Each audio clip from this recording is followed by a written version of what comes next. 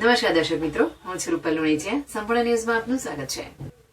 શિયાળાની કડકડતી ઠંડી પડી રહી છે, જેનો લાભ લઈ તસ્કરો પણ ચોરીને અંજામ આપતા જોવા મળી રહ્યા છે. તે જ રીતે પાલનપુર અક્ષતમ 4માં રહેતા અને એચપીસીએલ પેટ્રોલિયમ નરમપુરા અમદાવાદ ખાતે ફરજ બજાવતા મનીષ પાંડુરંગ રાણીના પરિવારજનો તારીખ 20 ડિસેમ્બર 2024ના રોજ તેમના વતન મુંબઈ ખાતે ગયા હતા. ત્યારબાદ 27 ડિસેમ્બરના રોજ મનીષભાઈ તેમના વતન મુંબઈ ગયા હતા. તે સમય દરમિયાન તેમના બંધ મકાનમાં ગુરુવારની રાત્રિએ તસ્કરો ત્રાટક્યા હતા અને મકાનમાં પડેલ સોનાના સિક્કા તેમજ તેમની પત્નીના દાગીનાની ચોરી કરી પલાયન થઈ ગયા હતા.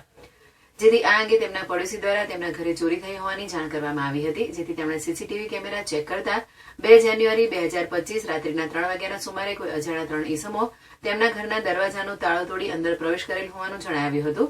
જેથી તે તાબડતોડ પરિવાર સાથે પાલનપુર આવી ગયા હતા અને આવીને જોતા તેમના મકાનમાં તસ્કરોએ પ્રવેશ કરી ઘરના ઉપરના માળે આવેલ બેડરૂમના કબાટનું તાળું તોડી કબાટમાં રાખેલ સોનાના 10 સિક્કા કિંમત ₹60,000, 10 ગ્રામનો સોનાનો સિક્કો કિંમત ₹30,000, મનીષભાઈની પત્નીના પાટલા કંગન 2 કિંમત ₹60,000 તેમજ સોનાની 10 ગ્રામની લગડી કિંમત ₹30,000 અને ગણેશજીના ફોટા વાળા ચાંદીના 5 સિક્કા કિંમત ₹5,000 મળી કુલ ₹1,85,000ના સોના ચાંદીના દાગીનાની ચોરી થઈ હોવાની ફરિયાદ પાલનપુર તાલુકા પોલીસ સ્ટેશનમાં નોંધાતા પોલીસે ફરિયાદના આધારે આરોપીને ઝડપી લેવા ચક્રો ગતિમાન કર્યા છે.